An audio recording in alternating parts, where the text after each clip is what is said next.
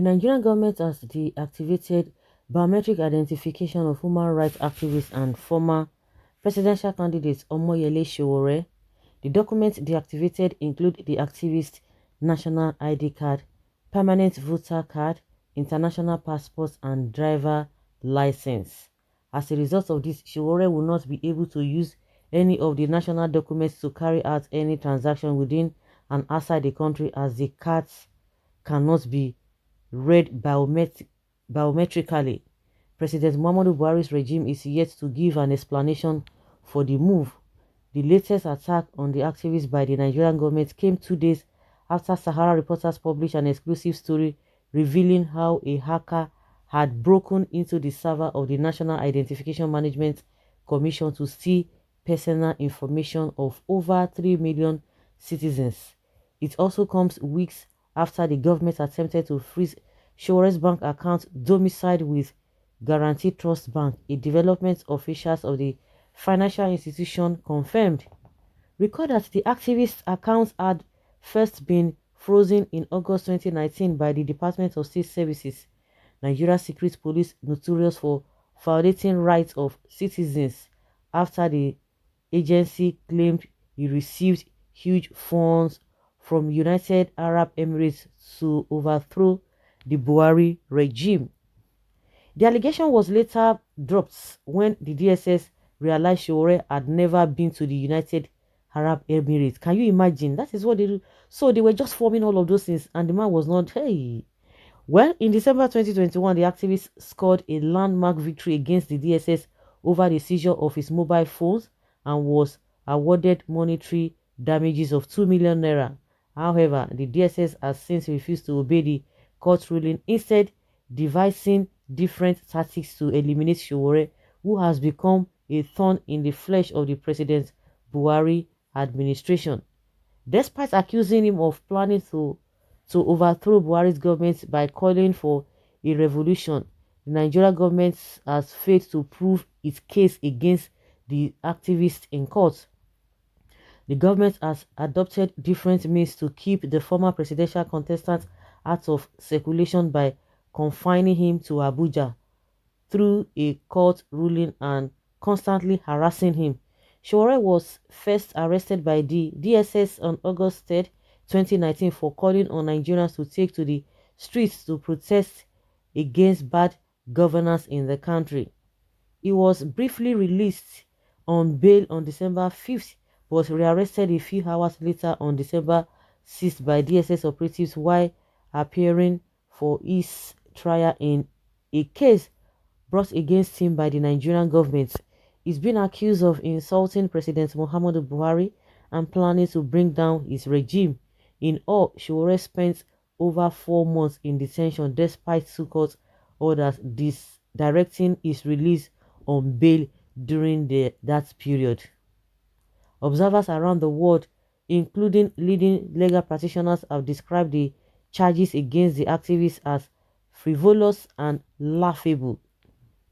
All those people who are always coming out to say, Shiwere, your hand is like this, your head is not good, they don't have sense. So that is it, they don't have sense. You should begin to ask the government you are supporting against Shiwere that why is it that it's taking so long to put Shiwere inside prison? Why is it that Shiwere has not been put inside prison? You could see or hear that they said that he was receiving money from Dubai from United Arab Emirates. He was receiving money, and they now found out that this guy never reached this thing. They dropped the charges. I remember in 2019, Falana, who happens to be his a lawyer, said all the charges against him has been destroyed. They've quashed all this thing because the federal government does not have what it takes to put him behind by that. They don't have anything, and that's why they are just restricting him. They want to frustrate him. You should be ashamed of yourselves, all of you who are always coming out to abuse this guy. You're always abusing this guy. You say, oh, he's becoming a nuisance. Why will he not? Why is it that you cannot tell the government that has evidence of the crimes or the allegations against him? Why is it that it's difficult for them to have put him inside jail all this while? And I begin to come to terms with what Falana said that they cannot do anything to this guy. They just want to keep him there. And that is exactly what they are doing to Nnamdi Kanu. You can't tell me that for the past 6 years or for the past 3 years that this guy has not been in town. He has not been in town. And now you have opportunity of bringing him, whether whichever means that you brought him with, it is not difficult for you to judge his case. I don't understand though. They amended the case, they redid this, at the end of the day, you are still keeping him. Now we are waiting by next week or so. What will happen? They will see adjourn it. Very, very unfortunate situation. Now that they have done this one to this guy now, so they think it is going to be like that forever. I don't like to be using that word. They know that it's not going to be like that forever, but they just want to use their power. The government is therefore giving him more reasons and power for opposition because deactivating those things actually means he is no longer a Nigerian. But then, these are fundamental human rights that should not be denied of anyone. This government is so intolerant and abusive. Unfortunately, they did worse against previous administration. Truly, the wickedness of man is well embedded in the heart. Only God can search it out. And that is it. It's just a phase Nigerians shall overcome. Someone left good life in USA to align with us. You are denying him of it. Someone else was at the peace of Europe align with us. You say he should come home to do it. I really don't even understand how this government operates. Yes, now, some people now say, hey, we have to come back. That is another statement, I'm deriving from that again. Oh, you can imagine. We have to work together to make this country great. We have to work together. You cannot go outside and be building other people's economy.